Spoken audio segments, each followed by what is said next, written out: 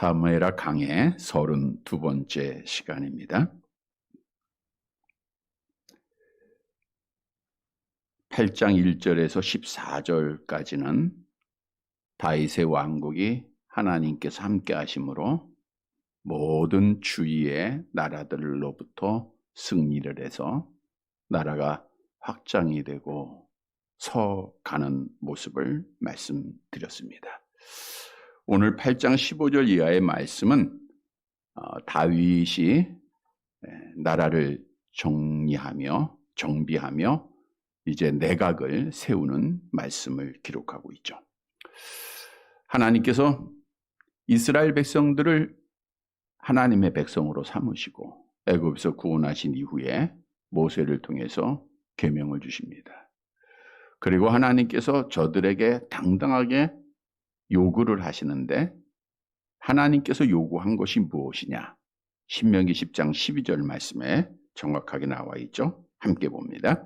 이스라엘아, 내 하나님 여호와께서 내게 요구하는 것이 무엇이냐? 곧 내 하나님 여호와를 경외하여 그의 모든 도를 행하고 그를 사랑하며 마음을 다하고 뜻을 다하여 내 하나님 여호와를 섬기고.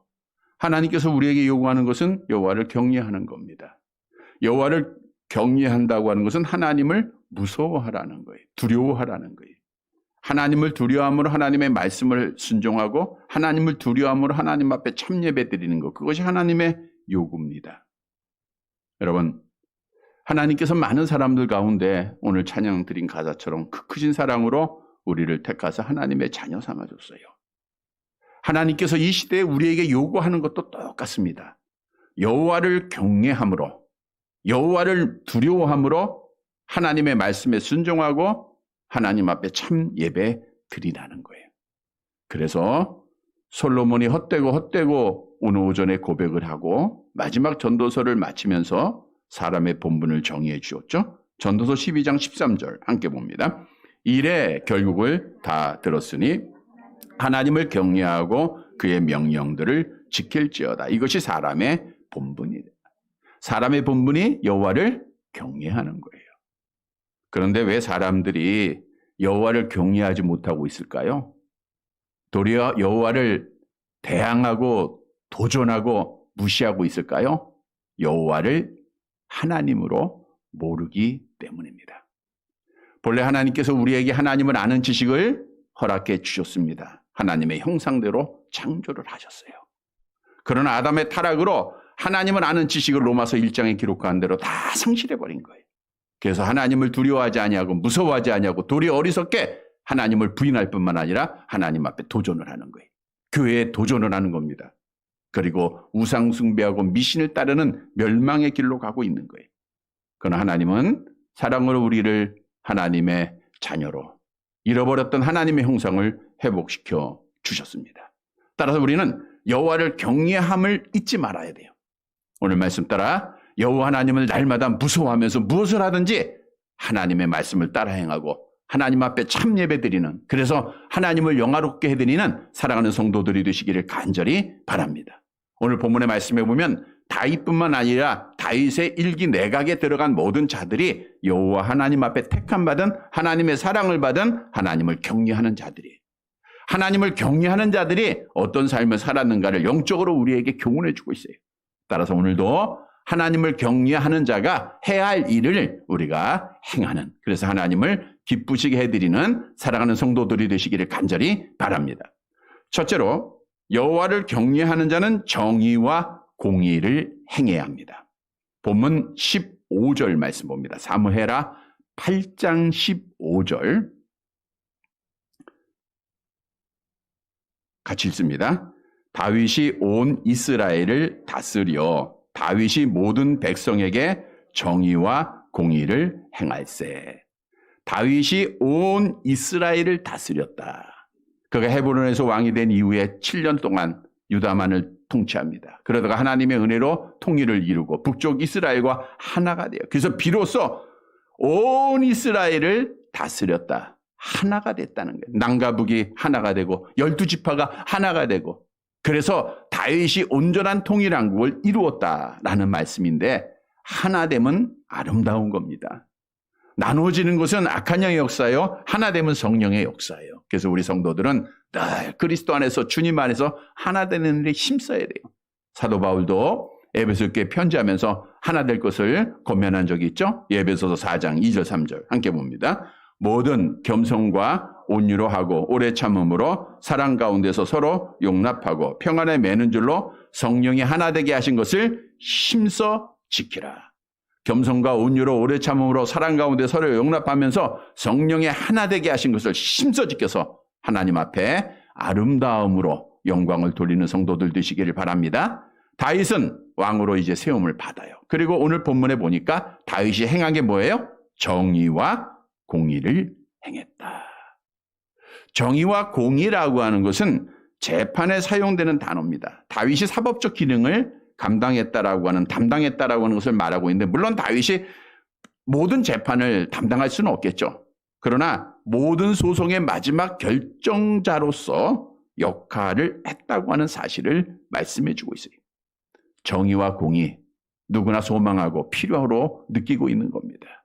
이 정의와 공의는 본래 우주 만물을 창조하시고 주관하시는 만왕의 왕이신 하나님께서 통치하시는 모습입니다. 신명기 32장 4절 함께 봅니다.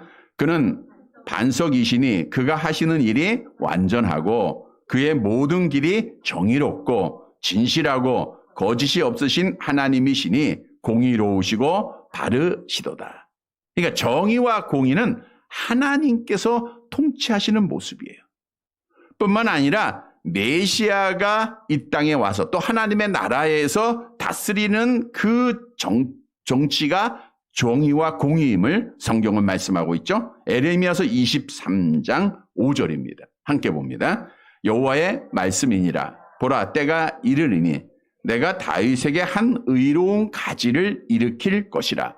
그가 왕이 되어 지혜롭게 다스리며 세상에서 정의와 공의를 행할 것이며, 다윗의 후손 메시아를 통하여 이 땅의 정의와 공의를, 하나님의 나라의 정의와 공의를 행할 것을 말씀해 주고 있어요. 그래서 온전한 정의와 공의는 누구 앞에만 있어요? 하나님 앞에만 있는 거예요. 하나님 앞에. 그런데 오늘 본문에 보니까 다윗이 정의와 공의를 행했다 그랬어요. 왜냐하면 다윗은 누구를 아는 사람이에요? 하나님을 아는 사람. 누구를 경외해요? 여호와를 경외하는 자예요. 여호와 하나님을 알고 하나님을 무서워했기 때문에, 하나님을 두려워했기 때문에 자기의 생각대로, 자기의 마음대로, 자기의 좋은 대로 행하는 것이 아니라 하나님의 말씀에 따라서 정의와 공의를 행했다는 거예요. 이 말씀이 우리에게 준 교훈입니다. 여호와를 아는 자들, 여호와를 경외하는 자들은 어디에서든지 정의와 공의를 행해야 됩니다. 하나님을 안다고 하는 증거가 정의와 공의를 행하는 거예요. 우리가 나라의 예를 들어봐도 하나님을 알지 못하는 자들이 통치하다 보니까 정의와 공의가 없어지고 있어요. 대통령이 취임을 하면서 공정한 사회를 약속을 합니다. 과정은 공정하고 결과는 정의롭고, 그러나 그 공정과 정의는 어디로 날아갔는지 하나도 찾아볼 수가 없어요. 자기 편이면 무조건 정의로운 거예요. 상대편이면 무조건 불의한 겁니다. 자기 편은 어떠한 행동을 해도 옳고 상대방은 틀린 거예요. 그리고 나니까 정의와 공의가 없어지는 거예요. 답도 없는 현실이에요. 여러분, 그런데 중요한 것은 인간의 통치는 누가 하더라도 정의와 공의가 설 수가 없습니다. 가까워 가려고 노력하는 거죠. 다윗처럼 정말 하나님을 두려워하는 자라고 하면 정의와 공의가 어느 정도 실현될 수 있다는 거예요. 우리는 이 나라의 통치자가 여호와를 무서워하는 자가 될 수 있도록 기도해야 돼요. 그래야 이 나라에 정의가, 공의가 서 나아갈 때 하나님이 함께 하시고 하나님 앞에 복받은 나라가 되는 거예요. 그래서 나라를 위해서 기도해야 됩니다. 여러분, 이 땅의 모든 재판들, 세상의 힘으로, 세상의 물질로 굽어지는 일들이 한두 개 아닙니다. 성경도 그래서 이렇게 말씀하고 있어요. 잠언서 17장 23절 함께 봅니다. 악인은 사람의 품에서 뇌물을 받고 재판을 굽게 하느니라. 하나님을 알지 못하는 자들은 다 이러한 행위를 하는 거예요. 그래서 우리는 하나님 앞에 정의와 공의를 반드시 행해야 돼요. 왜? 하나님을 두려워하는 자들이기 때문에. 하나님을 아는 자들이기 때문입니다. 그래서 우리가 정말 이 나라가 정의와 공의가 세울 뿐만 아니라 이 나라에 하나님을 두려워하는 자들을 통해서 악한 법들이 절대로 통과되지를 말아야 돼요. 지금 많은 법들이 국회에 상정되어 있습니다. 하나님의 교회를 파괴하려고 하는 악한 법들도 얼마나 많은 상세한 법들이 지금 국회에 상정되어 있는지 몰라요. 하나님을 대항하는 포괄적 차별금지법뿐만 아니라 낙태를 허용하는 것이나 사극법을 고쳐서 저들이 기독교 학교를 파괴하려고 하는 모든 악한 것들, 이 법을 막을 수 있는 사람도 여호와를 경외하는 자들밖에 없어요. 당리당락을 떠나서 여호와를 경외하는 자들이, 입법부에 있는 자들이 이걸 막아야 돼요. 그기 위해서 우리가 기도해야 돼요. 뿐만 아니라 하나님의 형상이 회복된 하나님을 아는 자들은 하나님을 두려워함으로 정의와 공의를 어디에서든 행해야 됩니다. 가정에서도 회사에서도 어디를 가든지 우리가 이 일을 행해야 돼요. 성경도 우리에게 분명히 명합니다. 시편 15편 2절입니다. 함께 봅니다. 정직하게 행하며 공의를 실천하며 그의 마음에 진실을 말하며. 그러니까 우리는 정직하게 해내고 공의를 구별 없이 차별 없이 행해야 됩니다. 이사야서 56장 1절에도 마찬가지죠. 함께 봅니다. 여호와께서 이와 같이 말씀하시기를 너희는 정의를 지키며 의를 행하라. 이는 나의 구원이 가까이에 왔고 나의 공의가 나타날 것임이라 하셨도다. 하나님의 자녀들, 여호와를 경외하는 자들은 정의와 공의를 행하라는 거예요. 왜냐하면 여호와의 구원의 날, 하나님의 공의가 완전히 이루어질 때가 가까이 오고 있다는 거예요. 메시아의 재림이 가까이 오고 있어요. 두려울 거 없습니다. 우리는 정의와 공의를 행하는 거예요. 미가서 6장 8절에도 함께 봅니다. 사람아, 주께서 선한 것이 무엇임을 내게 보이셨나니 여호와께서 내게 구하는 것은 오직 정의를 행하며 인자를 사랑하며 겸손하게 내 하나님과 함께 행하는 것이 아니냐. 그래서 우리는 정직하게 행해야 되고 모든 일을 공평하게 행해야 됩니다. 그럼에도 우리는 연약한 눈을 가지고 있어요. 연약성을 가지고 있는 인간들입니다. 그러다 보니까 외모를 보고 사람을 판단하고 공의롭게 정의롭게 공평하게 하지 못할 때도 너무나도 많이 있는 거예요. 성경에 보니까 야고보가 그런 말을 해요. 너희가 교회 안에 금가락지 끼고 아름다운 옷을 입은 사람이 들어오고 또 남루한 옷을 입은 사람이 들어올 때 차별하지 말라는 거예요.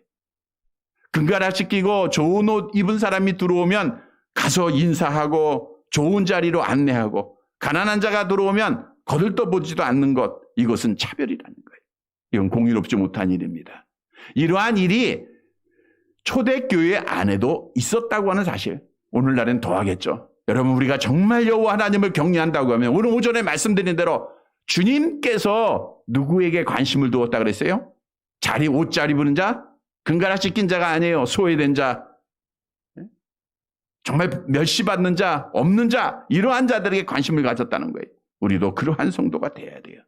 어떤 교회는 헌금의 액수에 따라서 사람을 차별을 해요. 많이 내면 광고도 크게 해주고 사람 앞에 칭찬하고 자기 상은 다 이미 받아버린 거죠. 여러분, 이러한 차별을 하게 되면 성경은 이렇게 경고합니다. 야고보서 2장 9절 함께 봅니다. 만일 너희가 사람을 차별하여 대하면 죄를 짓는 것이니 율법이 너희를 범법자로 정죄하리라. 그래서 우리는 정의와 공의를 해야 돼요. 차별하지 말아야 됩니다. 정의와 공의를 행하기 위해서는 말씀드린 대로 하나님을 무서워해야 돼요. 나의 말 한마디 한마디가, 내가 판단하는 말 한마디 한마디가 하나님 앞에 심판의 대상이라고 하는 것을 우리는 한순간도 잊지 말아야 됩니다. 마태복음 12장 37절이죠. 함께 봅니다. 내 말로 의롭담을 받고 내 말로 정죄함을 받으랴. 그러니까 말 한마디가 얼마나 무서운 거예요. 하나님 앞에 서는 날 우리가 한 모든 말, 생각 없이 뱉은 모든 말들이 다 심판의 대상이라는 거예요. 하나님은 말만 심판의 대상으로 삼는 것이 아니라 당연히 행동도 달아보시고 계시다라고 말씀하고 있죠. 사무엘상 2장 3절입니다. 함께 봅니다. 심히 교만한 말을 다시 하지 말 것이며 오만한 말을 너희 입에서 내지 말지어다. 여호와는 지식의 하나님이시라. 행동을 달아보시느냐. 여러분의 행동을 달아보세요. 여러분의 행동을 다 보고 계시는 거예요. 성도 여러분, 오늘 다윗이 여호와 하나님을 경외함으로, 무서워함으로, 두려움으로 정의와 공의를 행했다라고 하는 사실을 기억하고 우리도 신앙생활이나 사회생활이나 어디에서든지 여호와 하나님을 경외하는 자로 하나님을 정말로 무서워하면서 말과 행동에 정의롭게 공의롭게 정직하게 행하여서 우리 하나님의 뜻을 이루고 하나님께 영광을 돌리는 살아가는 성도들이 되시기를 간절히 바랍니다. 두 번째로 여호와를 경외하는 자는 변함없이 믿음을 지키고 충성을 해야 돼요. 변하지 말아야 됩니다. 다윗이 통치를 효율적으로 이제 뒷받침하기 위해서 주요 행정 관료들의 이제 임명을 하게 되죠. 명단들이 나와 있는데 본문 16절 말씀 봅니다. 16절 함께 봅니다. 수르야의 아들 요압은 군사령관이 되고 아힐룻의 아들 여호사밧은 사관이 되고 군사령관은 군대장관, 오늘날로 말하면 국방부 장관을 말하고 있죠. 당시 이스라엘 상황에서 군대는 각 지파들에서 소집된 자들로 이루어졌어요. 이러한 군대를 한 군대로 만들었어요. 그리고 나서 요압을 군사령관으로 세우게 됩니다. 요압과 상대할 수 있었던 자가 아브넬인데 요압이 아브넬을 죽였죠. 그래서 요압은 당연히 군사령관이 됩니다. 또 여호사밧은 사관이 되었다.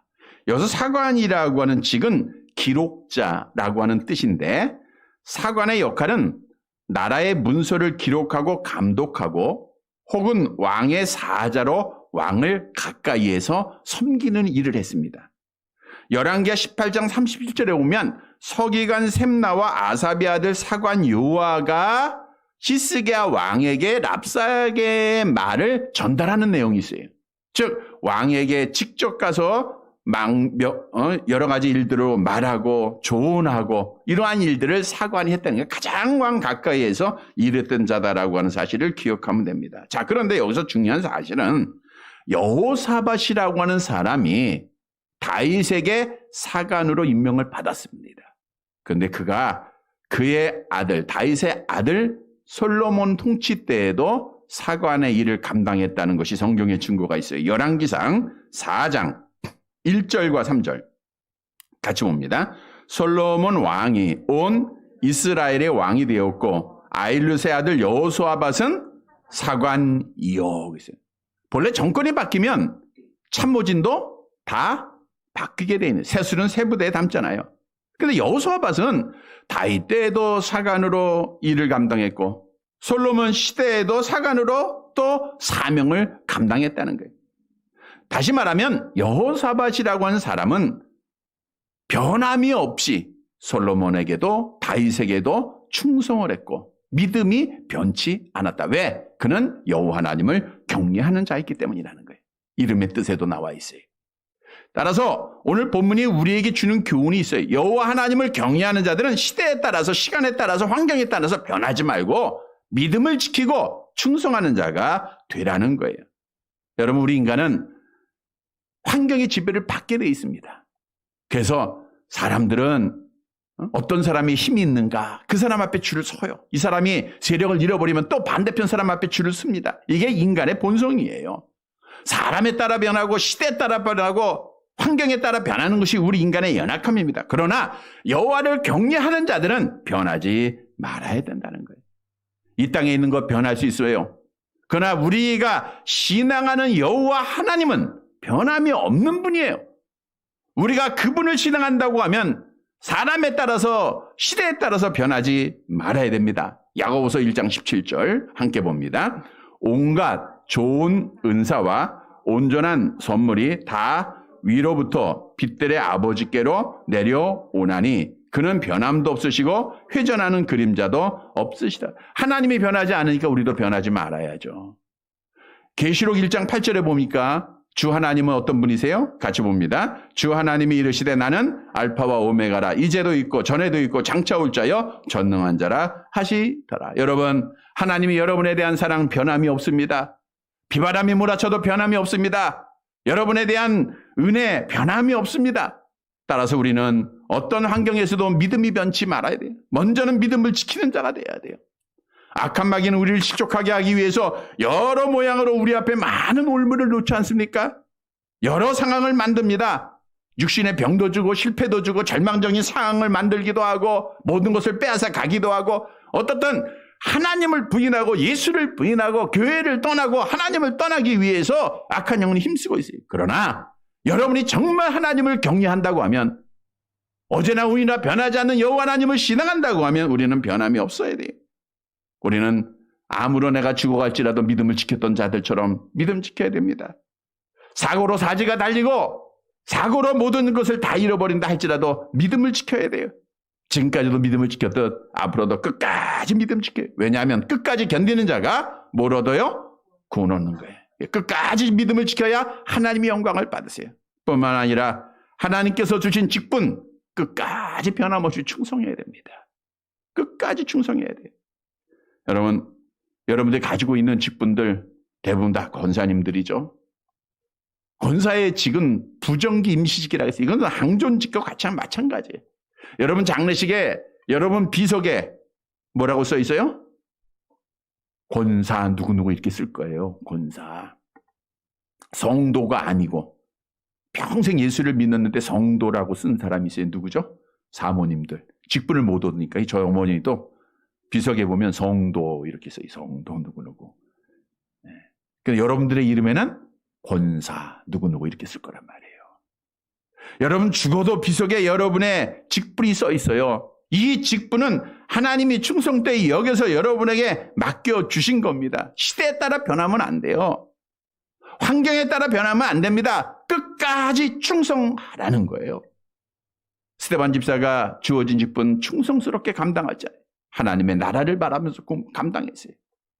사도 바울이 하나님께서 준 직분을 충성스럽게 끝까지 감당한 것은 하나님께서 위에서 주신 약속된 상금을 바라봤기 때문이라고 고백을 했습니다. 빌립보서 3장 14절 말씀이죠. 함께 봅니다. 표대를 향하여 그리스도 예수 안에서 하나님이 위에서 부르신 부름의 상을 위하여 달려가노라. 그래서 우리는 하나님께서 나를 위해서 예비한 상급, 하나님의 보상이 있습니다. 하나님께서 여러분을 안아주실 그때가 있어요. 그때를 바라보면서 열심히 달려가야 돼요. 신앙의 경주는 다른 박질입니다. 고린도전서 9장 24절 함께 봅니다. 운동장에서 다름질하는 자들이 다 달아날지라도 오직 상을 받는 사람은 한 사람인 줄 너희가 알지 못하느냐. 너희도 상을 받도록 이와 같이 다름질해. 한 사람 받았다면 벌써 받았죠. 한 사람만 준다는 게 아니라 끝까지 달리는 자가, 끝까지 충성하는 자가 상 받는 거예요. 죽도록 충성하라. 그러면 생명의 면류관을 너희에게 줄 것을 성경은 약속하고 있어요. 성도 여러분, 오늘 본문의 말씀을 통해서 여호와 하나님을 경외하는 자는 변함이 없어야 됩니다. 오늘 여호수아 밭은 다윗에게도 충성했고 솔로몬에도 충성했고 다윗에게도 믿음을 지켰고 솔로몬에도 믿음을 지켰어요. 이것이 여호와를 경외하는 자의 모습입니다. 이 모습 따라 시대에 따라 사람에 따라 환경에 따라 변하지 말고 끝까지 믿음 지키고 끝까지 충성해서 하나님 앞에 서는 날 상 받는 사랑하는 성도들이 되시기를 간절히 바랍니다. 세 번째로 여호와를 경외하는 자는 점점 자라나야 돼요. 성장을 해야 됩니다. 본문 17절 말씀을 함께 볼게요. 17절 같이 봅니다. 아이두베의 아들 사독과 아비아달의 아들 아히멜렉은 제사장이 되고 스라야는 서기관이 되고 아이두베의 아들 사독 그리고 아히멜렉이 레위의 후손들로 제사장이 되었다라고 말씀하고 있습니다. 자, 여기서 우리가 짚고 넘어가야 할 말씀들이 있는데 집중을 하세요. 여기에 보면 아히멜렉은 누구의 아들로 나와 있어요? 아비아달의 아들 아히멜렉 이렇게 나와 있죠? 네, 잘 보세요. 아비아달의 아들이 누구예요? 아히멜렉이다. 자, 그런데 사무엘상 22장으로 가보면 사울이 노베에 있는 제사장들을 살해할 때가 있죠. 다 죽였을 때. 다윗을 보호했다고 해서 사울이 다 죽이지 않았습니까? 그때 한 사람이 살아났는데 누가 살았어요? 아비아달이 살았다 그러는데 아비아달은 누구의 아들로 기록되어 있냐면 사무엘상 22장 20절을 보세요. 함께 봅니다. 아히두베의 아들 아히멜렉의 아들 중 하나가 피하였으니 그의 이름은 아비아달이라. 그가 도망하여 다윗에게로 가서. 자, 이 말씀에 보면 아히멜렉의 아들이 아비아달이에요. 그러니까 아히멜렉은 아비아달의 아버지가 되겠죠. 근데 오늘 본문에는 아비아달의 아들로 나와 있죠. 그래서 성경이 상이하니까 오늘 본문은 아히멜렉의 아들 아비아달로 수정해야 된다라고 하는 학자도 있는데, 그러나 역대상에 보아도 똑같은 말씀이 하나 있어요. 역대상 24장 6절 함께 봅니다. 아비아달의 아들 아히멜렉과 및 제사장 레위 사람의 우두머리 앞에서. 여기에도 보면 아히멜렉이 누구의 아들이에요? 아비아달의 아들이다. 따라서 본절을 이해하기 위해서는 단순합니다. 아비아달의 아버지와 아들의 이름이 누구예요? 아히멜렉으로 이해하시면 돼요. 고대 사회에서는 이렇게 할아버지나 손자나 이름이 같은 경우가 있어요. 그래서 오늘 아히멜렉은 아비아달의 아들이며 또 아비아달의 또한 말씀이 이제 아들이었다고 하는 사실을 우리가 이해하시면 되겠습니다. 그래서 아히멜렉은 아비아달의 아버지와 아들의 이름이 동일했다라면 성경에 오해가 없습니다. 자, 그리고 그 다음에 보니까 스라야는 서기관이 되었다. 스라야는. 서기관은 단순한 서기관이 아니라 최고의 서기관입니다. 왕을 모시는 가장 높은 지위 중에 하나, 비서다라고 생각하시면 되고요. 또 18절 말씀 봅니다. 18절. 같이 봅니다. 여호야다의 아들 브나야는 그렛 사람과 블렛 사람을 관할하고 다윗의 아들들은 대신들이 되니라. 여호야다는 여호와께서 아신다. 브나야는 여호와께서 짓는다. 이런 뜻을 가지고 있는데, 브나야는 그렛 사람과 블렛 사람을 관할해. 이거 그렛 사람과 블렛 사람은 이방 사람을 관할했다. 이것은 당시에 이스라엘이 강성한 나라로 이방 사람들을 돈을 주고 군인을 사온 거예요. 그러니까 이방 군인들을 관할하는 자가 오늘 본문에 보니까 브나였다라는 사실을 말씀해 주고 있고요. 그리고 이제 다윗의 아들들은 대신이 됐다. 여기서 대신은 왕을 조언하는 자가 됐다라는 건데, 다윗의 아들들은 일선에 나서지 않고 뒤에서 조언하는 위치에 있었다는 것을 말씀해 주고 있어요. 자, 근데 여기서 우리가 묵상하고 또 중요하게 여겨야 할 것은 이 브나야라고 하는 사람입니다. 이 브나야가 여호와를 경외하는 믿음의 사람으로 자기의 집을 짓는다, 이런 뜻을 가지고 있는데, 지금은 그냥 이방 군인들, 외국 군인들을 조금 관리하는 자에서 나중에는 브나야가 시대 장관이 됩니다. 사무엘하 20장 23절 함께 봅니다. 여호야다의 아들 브나야는 그렛 사람과 블렛 사람의 지휘관이 되죠. 그 다음에 솔로몬 시대에는 뭐가 되느냐? 열왕기상 4장 4절 함께 봅니다. 여호야다의 아들 브나야는 군사령관이 돼요. 군사령관이 됩니다. 자, 이제 전 브나야는 이제 한 종족의 외국의 용병을 관리하는 자가 되었다가 또 시대 장관이 되었다가 군대 장관이 돼. 다시 말하면 점점 높아지는 직을 얻은 거예요. 점점 성장했다고 하는 거예요. 자, 이 말씀을 묵상하면서 영적으로 우리에게 주는 교훈입니다. 우리가 하나님 앞에 신앙생활을 하면서 뒤로 처지지 말고 앞으로 나아가고 점점 성장하는 자가 되어야 된다는 거예요. 이게 여호와를 경외하는 자는 그래요. 여러분, 우리가 왜 자라나야 하는가? 우리의 믿음이 그 자리에 머물러 있으면 우리는 결국에는 믿음 지키기가 참으로 어려워집니다. 그래서 성경도 이렇게 말씀하잖아요. 에베소 4장 14절 함께 봅니다. 이는 우리가 이제부터 어린아이가 되지 아니하여 사람의 속임수와 간사한 유혹에 빠져 온갖 교훈의 풍조에 밀려 요동하지 않게 하려 함이라. 우리가 어린아이의 믿음을 계속 가지고 있으면 순전한 건 좋은 것 같지만 그건 그런 뜻이 아니고요. 결국에는 이단에 빠지게 되고 풍조에 밀려 요동하게 되고 믿음을 못 지키는 자가 된다는 거예요. 그래서 우리는 믿음이 성장을 해야 돼요.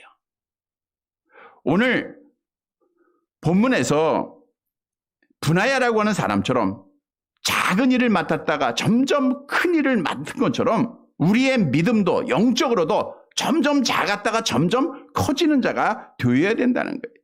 그런데 어느 누구도 여러분의 신앙생활의 나이를 돌아볼 때 영적 나이의 만큼 나는 이만큼 자랐습니다라고 자신 있게 말할 수 있는 자는 아무도 없을 거예요.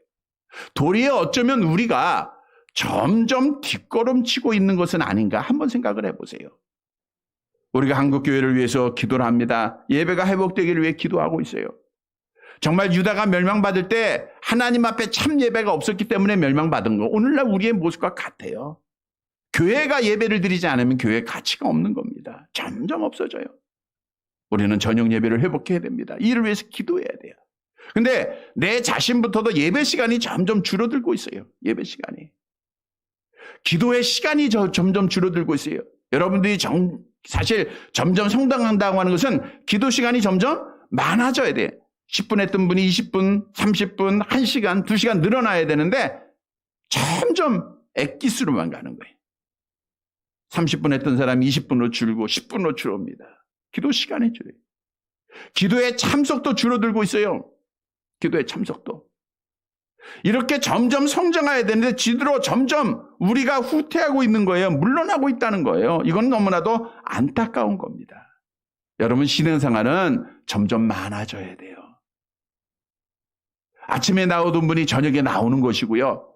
저녁에 나온 분이 수요일에 나와야 되고요. 수요일에 나왔던 분이 한방기도에도 나와야 되고요.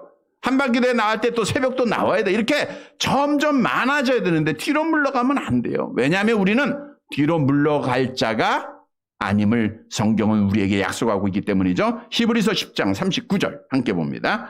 우리는 뒤로 물러가 멸망할 자가 아니요 오직 영혼을 구원함에 이르는 믿음을 가진 자니라. 우리는 뒤로 물러가 멸망할 자가 아님을 믿으시기를 바랍니다. 이걸 믿으면 우리가 좀 더 열심을 내야 돼요. 이제 한방기도에도 나와야 되고 나왔던 시간들이 있잖아요. 잊지 말고 나와서 하나님 앞에 점점 가까이 가야 돼요. 성장해야 됩니다. 그러면 우리는 누구에게까지 자라나야 되는가? 마태복음 5장 48절 암송해 볼까요? 그러므로 하늘에 계신 너희 아버지 온전하신 것 같이 너희도 온전하라. 하늘에 계신 아버지처럼 온전해져야 돼요. 그리고 우리는 예수님에게까지 자라가야 됩니다. 에베소서 4장 15절 함께 봅니다. 오직 사랑 안에서 참된 것을 하여 범사에 그에게까지 자랄지라. 그는 머리이니 곧 그리스도라.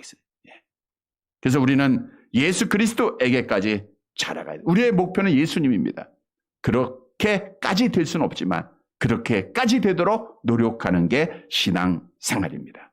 여러분 주님의 모습을 본받고 따라가는 것, 오늘 오전에 말씀드린 대로 주님의 관심을 갖고 그 주님의 관심이 나의 관심이 되어야 되는 것, 그것이 신앙생활이에요. 자, 그러면 우리가 어떻게 믿음이 예수님처럼 가까이 가도록 자라날 수 있을까? 믿음을 자라게 하는 게 뭐예요? 로마서 10장 17절 암송해 볼까요? 그러므로 믿음은 들음에서 나고 들음은 그리스도의 말씀으로, 말씀을 많이 들어야 돼요. 여러분이 성경 읽고 말씀 듣고 설교 들을 때마다 믿음이 성장됩니다. 뿐만 아니라 성도들의 아름다운 교제가 있어야 돼요. 에베소 4장 16절 함께 봅니다. 그에게서 온 몸이 각 마디를 통하여 도움을 받음으로 연결되고 결합되어 각 지체의 분량대로 역사하여 그 몸을 자라게 하며 사랑 안에서 스스로 세우느니라. 여러분 교회는 하나님께서 독생자 예수님의 피값으로 세워주신 곳이, 이 교회를 통하여 성도들이 함께 신앙생활하는 겁니다. 서로서로 도와주는 거예요. 연결이 되고 결합이 됐다 그랬잖아요. 우리가 서로서로 기도하고 그래야 우리의 믿음이 서로서로 함께 성장하는 거예요. 성도 여러분, 오늘 분야라고 한 사람이 작은 일에서 점점 큰 일을 맡습니다. 영적으로 점점 성장을 한 거예요. 왜요? 여호와를 경외했기 때문에. 따라서 우리는 여호와를 경외하는 자들로 뒤로 처지지 마세요. 뒤로 처지지 말고 앞으로 전진해야 됩니다. 하나님에게까지, 예수님에게까지 자라나야 됩니다. 날마다 말씀으로, 기도로, 그리고 성도의 교제로 우리가 분야처럼 점점 자라나는 성도가 되어서 어떤 비바람 속에서도 흔들리지 말고 끝까지 믿음을 잘 지키는 사랑하는 성도들이 되시기를 간절히 바랍니다. 말씀을 정리해 드리겠습니다. 여호와를 경외하는 자는 두려움으로 그의 말씀을 지키고 여호와를 무서워함으로 여호와께 참 예배를 드려야 됩니다. 그래서 여호와를 경외하는 게 우리의 지혜의 근본이에요. 지식의 근본입니다. 아무리 많이 배워도요, 여호와를 경외하지 않으면 다 미련하고 우둔한 자고 어리석은 자들입니다. 여러분, 하나님을 알지 못하면 어리석은 자들이에요. 아무리 많이 배우고 학벌이 있어도 어리석은 자들, 어리석은 결정하잖아요. 어리석은 일들을 하잖아요. 우리는 하나님의 은혜로 하나님을 아는 지식에 회복된 여호와를 경외하는 믿음의 사람이, 이것이 그 크신 하나님의 사랑이에요. 그 사랑으로, 그 은혜로 우리가 하나님을 경외하는 자가 된 거예요. 얼마나 놀라운 은혜입니까? 그래서 우리는 늘 감사해야 돼요. 성도 여러분, 오늘 본문의 말씀은 여호와를 경외하였던 자들의 모습을 통해서 우리가 어떤 삶을 살아야 할 것인가를 우리에게 반드시 교훈해 주고 있어요. 세 가지 교훈입니다. 하나는 정의와 공의를 행하라는 거예요. 여러분이 누구에게든지 공평하게 행해야 돼요. 하나님을 무수함으로 말하고 행동하고 정직하게 해야 되고 공의롭게 해야 됩니다. 또한 우리는 끝까지 믿음을 지키고 충성하는 자가 돼요. 환경이 변하고 사람이 변해도 우리는 충성해야 돼요. 그리고 그리스도에게까지 성장하는 자가 돼야 됩니다. 점점 성장해야 돼요. 오늘 이 시간 나의 믿음을 돌아보고 사랑하는 성도 여러분, 오늘 말씀 따라 우리는 정말 여호와를 경외하는 자의 삶으로 하나님께 영광을 돌리고 복을 받는 사랑하는 성도들이 되시기를 주님의 이름으로 간절히 바랍니다. 하나님 아버지, 하나님을 아는 지식을 우리에게 주시고 여호와를 경외함으로 오늘도 이 저녁 하나님 앞에 나와 예배드리게 하시며 말씀 듣게 하시니 감사를 드립니다. 우리가 과연 여호와를 경외하는 자의 삶을 살았는가 뒤돌아보면 주 앞에 부끄러울 밖에 없습니다. 주님, 우리의 어리석음을 용서해 주시고 부족함을 용서해 주옵소서. 아버지요, 오늘 말씀 따라 정의와 공의를 행하는 자들이 되기를 원합니다. 하나님을 무서워하면서 말 한마디 하고 행동 하나하나 하고 정의롭게 정직하게 공평하게 행하여서 하나님의 영광을 드러내는 자들 되게 하옵소서. 끝까지 어떤 상황이 올지라도 믿음을 지키고 충성하는 자가 되게 하옵소서. 그래서 주 앞에 서는 날 상받게 하시며 하나님, 우리의 믿음이 점점 성장하는 자들이 되기를 원합니다. 그리스도에게까지 성장하여서 하나님께 기쁨이 되는 하나님의 자녀들 되어지게 하옵소서. 아버지 하나님, 이 시간도 사랑하는 자들 세상으로 보내는 시간입니다. 어렵고 힘든 세상입니다. 코로나로 인하여서 걱정, 근심이 있는 세상입니다. 그러나 하나님이 내 편이 되시고 나의 하나님이 되심을 이 시간도 신앙하며 세상을 향하여 당당하게 나아가게 하셨사오니 악한 것으로부터 사랑하는 성도들 지켜주시고 저들의 가정과 자녀들 지켜주시며 주 안에서 안전하게 하시고 아버지 하나님의 뜻을 이루는 자들, 나에게 주어진 사명이 무엇인가를 깨닫고 이 사명에 충성하는 자들 되어지게 하옵소서. 오늘도 살아가는 자리 주의 전에서 간절하게 기도한 모든 제목들 하나님께서 들어 응답해 주었으며 주여 이 나라를 불쌍히 여기시사 자유민주주의가 지켜지는 나라가 되게 하옵시고 기독교의 신앙이 회복되어서 하나님 함께 하심으로 다시 한번 회복되는 귀한 나라 또 우리 교회가 되어지게 하옵소서. 아버지 하나님, 오늘도 주를 위해 수고한 자들 하나님께서 일일이 기억하시고 하나님의 생명책에 기록된 상급의 소망이 날로 넘쳐나게 하옵소서. 주님을 온전히 의지하고 나가게 하시고 이제 12월 결산의 달을 맞이하게 됩니다. 기도로 깨어있고 하나님 앞에 좋은 결사를 맺어서 주를 영화롭게 해드리는 사랑하는 성도들 되게 하올칠진데 아버지와 기도에 함께 참여할 수 있도록 은혜를 더해 주옵소서. 예수님의 이름으로 기도드리옵나이다. 아멘.